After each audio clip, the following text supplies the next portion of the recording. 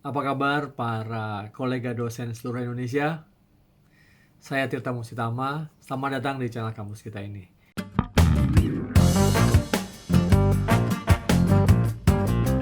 Baik, saat ini saya akan mencoba berbagi mendiskusikan bersama-sama dengan kolega dosen di Indonesia. Tidak bermaksud menggurui, saya hanya mencoba sharing saja. Terkait dengan penilaian tugas akhir atau skripsi. Seringkali kita melihat skripsi-skripsi mahasiswa itu sangat bervariasi. Yang kualitasnya bagus sekali, menengah biasa-biasa saja, atau bahkan mungkin memenuhi standar yang minimum sekali gitu ya. Untuk tidak mengatakan bahwa itu jelek gitu ya. Nah, seringkali itu yang kita hadapi.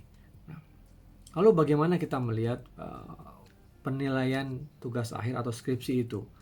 Nah, satu sisi mahasiswa juga telah berusaha mengerjakannya dengan baik dan tentu juga telah dibimbing oleh dosen pembimbing ya, semampunya dosen pembimbing juga gitu.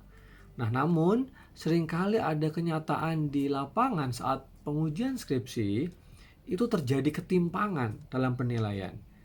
Misalnya bobot penilaian dari dosen pembimbing sudah diberikan, kemudian di dosen penguji saat pengujian itu nilainya timpang sekali. Yang terjadi adalah dosen pembimbing biasanya memberikan support yang luar biasa kepada anak didiknya. Ya gimana pun juga dia pasti belain lah ya gitu ya. Nah, tapi di sisi lain ada subjektivitas juga ya. Seringkali dalam penilaian itu ada yang biasa-biasa saja tapi kemudian dinilai tinggi gitu ya. Atau sebaliknya gitu ya. Ya sudahlah, saya nilai biasa-biasa saja gitu. Nanti terserah di dalam pengujian gitu ya.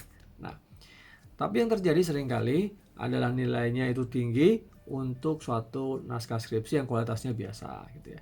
Kalau kualitasnya bagus, nilainya bagus itu udah biasa juga ya, nggak perlu kita perdebatkan gitu.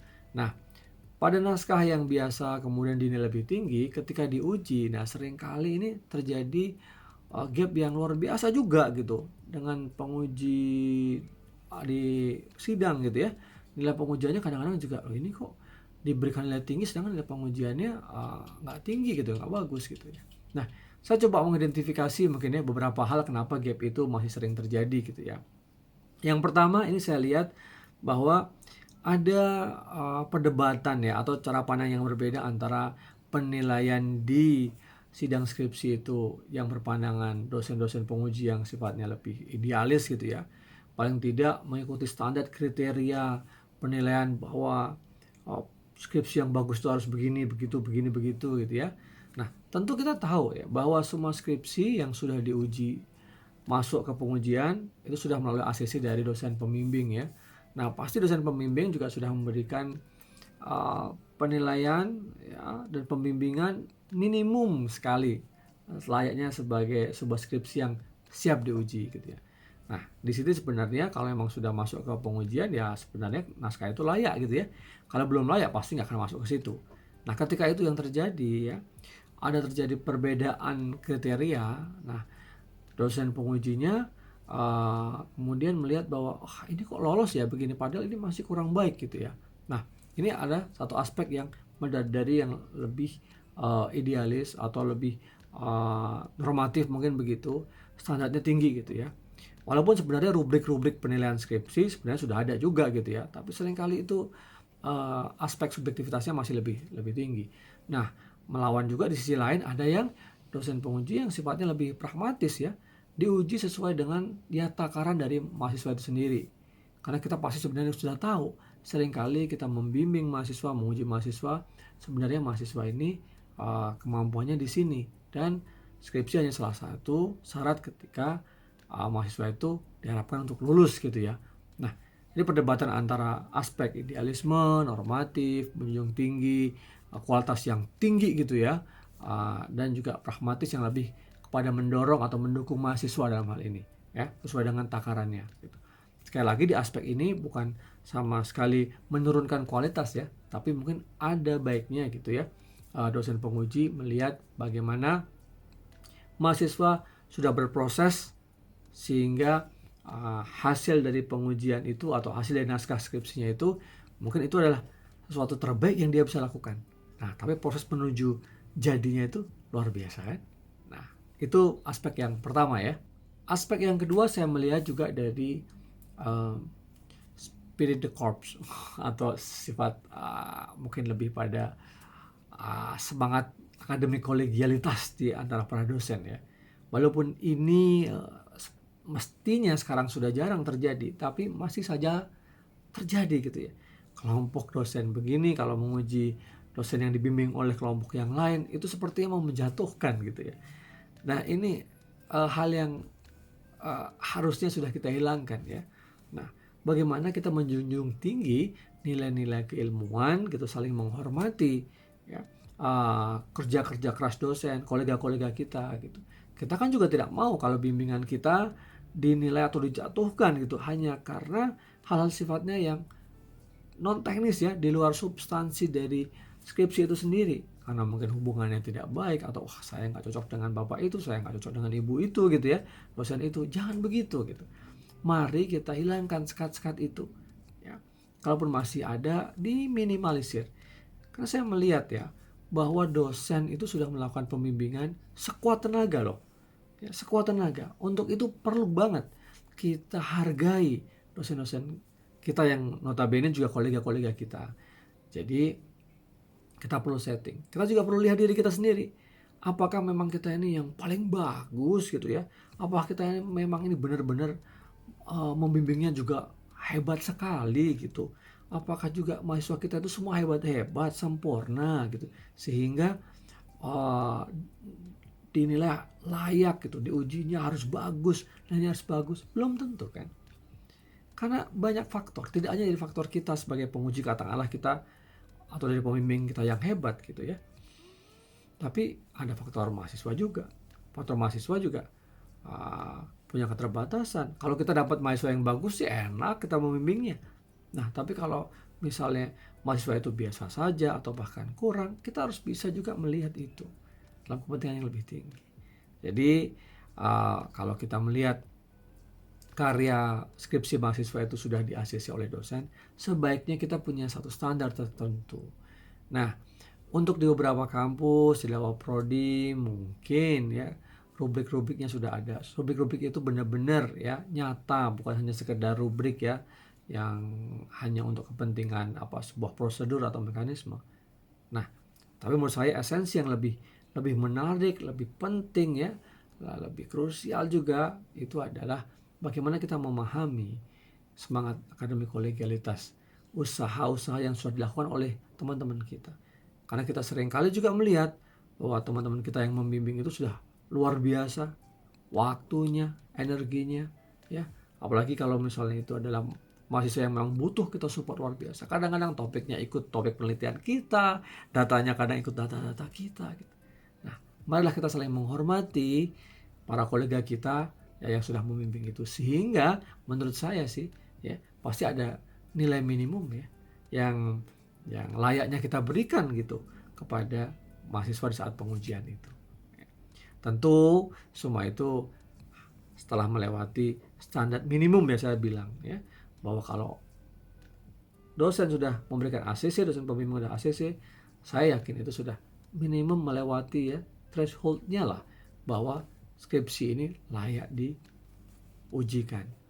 Apalagi ya kalau beberapa kampus sudah menerapkan misalnya terkait dengan naskah yang sudah dipublikasikan baik sebagian maupun seluruhnya, baik itu jurnal nasional terakreditasi Sinta maupun jurnal internasional bahkan yang bereputasi sekalipun. Nah, kita harus lihat, harus jeli gitu ya. Nah, jadi sifat-sifat egoisme mungkin ya yang berlawanan dengan sikap kolegialitas jadi akademik harus kita hilangkan. Apalagi soal politik-politik kantor, politik-politik aliran dan lain-lain, agama, ras, janganlah ya. Sebaik-baik kita kuatkan ya persaudaraan kita. Itu hal yang kedua. Hal yang ketiga, saya mencoba menyampaikan dari sisi kepentingan yang lebih besar lawan kepentingan yang lebih kecil misalnya atau yang lebih sempit. Kepentingan yang lebih besar, saya melihat kepentingan mahasiswa itu sendiri.